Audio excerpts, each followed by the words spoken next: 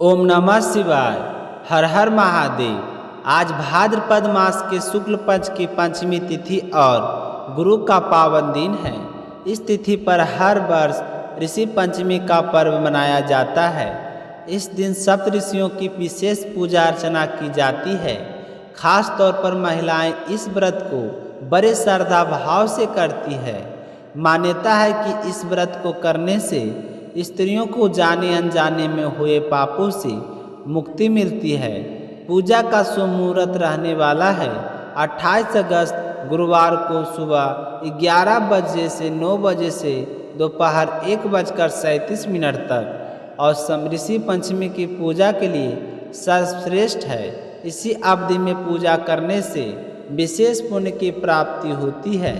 इस व्रत में नियम है कि दिन भर केवल एक ही बार भोजन करना चाहिए और पूजा पाठ संपन्न करने के बाद व्रती दोपहर के पश्चात अपना व्रत पालन करते हैं।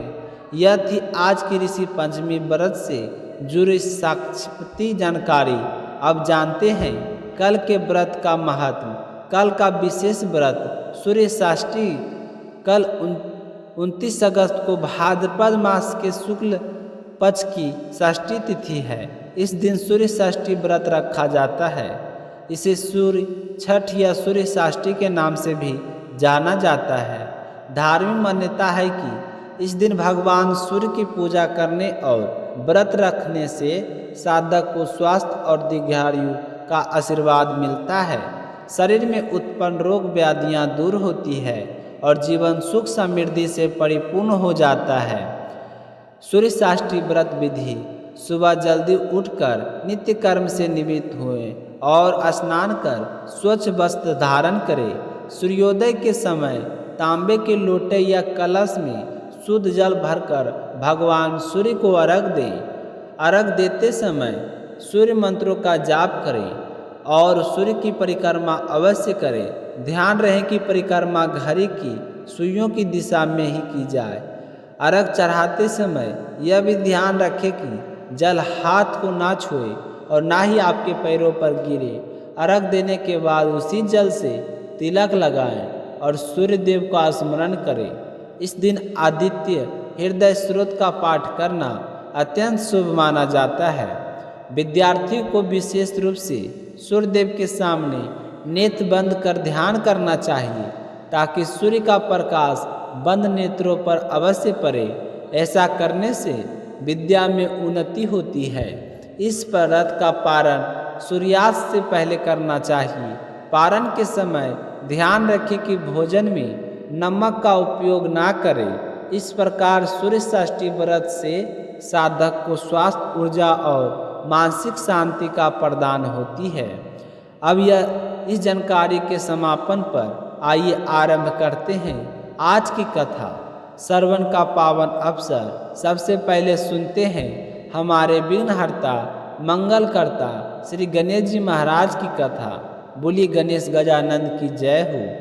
एक समय की बात है, एक छोटे से गांव में एक भाई और बहन रहते थे। दोनों में बीच अपार प्रेम था। ब्राह्मण का नियम था कि जब तक वह अपने भाई के दर्शन न कर ले तब तक भोजन नहीं करती थी। बचपन से लेकर युवा अवस्था तक यही उसका नियम रहा। नियम रहते हुए उसने समय बीता। दोनों की शादी हो गई। बहन अपने ससुराल चली गई, लेकिन उसके नियम से कोई बदलाव नहीं आया। वह रोज सुबह जल्दी घर का सारा काम निपटाती और मायके जाकर अपने भाई का मुख देखकर ही भोजन करती थी। उस रास्ते में एक पीपल का पेड़ था जिसके नीचे भगवान श्री गणेश जी की एक छोटी सी मूर्ति रखी थी। बहन प्रतिदिन वहाँ रुकती और हाथ जोड़कर प्रार्थना करती, हे गणेश जी, जैसे मेरा अमर सुहाग है और जैसे मेरा अमर पीहर है वैसा ही आशीर्वाद सभी को दीजिए। फिर वह आगे बढ़ती और अपने भाई के दर्शन करके ही भोजन करती। एक दिन जब वह मायके जा रही थी तो जंगल की झाड़ियों के कांटे उसके पैरों में चुभ गए। तो दर्द सहते हुए भी वो अपने भाई के घर पहुंची और भाई का मुख देखकर बैठ गई। भाभी ने देखा कि उसके पैरों से खून निकल रहा है तभी भाभी ने बड़े प्रेम से उसके पैर धोए, पट्टी बांधी और आराम कराया। फिर जब बहन चली गई तो भाभी ने अपने पति से कहा कि देखिए, आपकी बहन प्रतिदिन सिर्फ आपका मुंह देखने के लिए यहाँ तक आती है। उसके पैरों में कांटे चुभ गए, लेकिन आपने कभी ध्यान ही नहीं दिया कि वह कितनी कठिनाई ले झेलती है। तो भाई को यह सुनकर गहरा दुख हुआ। उसने तुरंत कुल्हाड़ी ली और बहन के आने जाने का रास्ता साफ करने निकल पड़ा। झाड़ियाँ काटते काटते उसने यह भी नहीं देखा कि वहाँ रखी गणेश जी की मूर्ति हट गई। मूर्ति को हटा देने से गणेश जी रुष्ट हो गए और घर लौटकर भाई बीमार पड़ गया और कुछ ही समय में मृत्यु को प्राप्त हो गया। पूरे गांव में शोक छा गया। जब अंतिम संस्कार की तैयारी होने लगी तो उसकी पत्नी रोकर बोली कि रुको, मेरी ननद अभी आने वाली है। वह अपने भाई का मुख देखे बिना भोजन नहीं करती। उसे उसके भाई के अंतिम दर्शन कर लेने दो। गांव वाले मान गए। इधर बहन रोज की तरह आई तो देखा रास्ता बिल्कुल साफ है, लेकिन पीपल के नीचे गणेश जी की मूर्ति वहाँ नहीं है। थोड़ी दूर पर मूर्ति गिरी हुई दिखी। उसने श्रद्धा से मूर्ति उठाई और साफ किया और उसी स्थान पर रख दिया। फिर हाथ जोड़कर बोली, हे गणेश जी, सबको अमर सुहाग और अमर पीहर आशीर्वाद दीजिए। उसी समय गणेश जी की करुणा उमड़ पड़ी। उन्होंने मन ही मन सोचा कि इसका भाई तो मैंने ही ले लिया। यदि आज से इनकी प्रार्थना ना सुनी तो कौन मुझे पुकारेगा। तभी अदृश्य स्वर में आशीर्वाद मिला, बेटी, इस खेजड़ी का 7 पत्ते तोड़ो, उन्हें कच्चे दूध में मिलाकर अपने भाई पर छिड़क दो, वह जीवित हो जाएगा। बहन ने वैसा ही किया।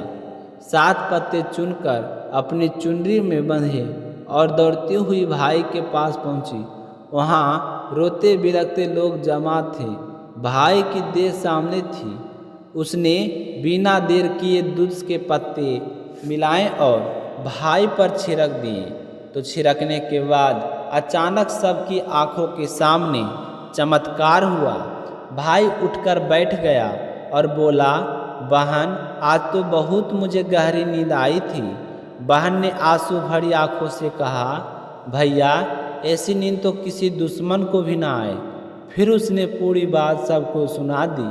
तो भाई और भाभी और गांव वाले सभी गणेश जी की स्तुति करने लगे।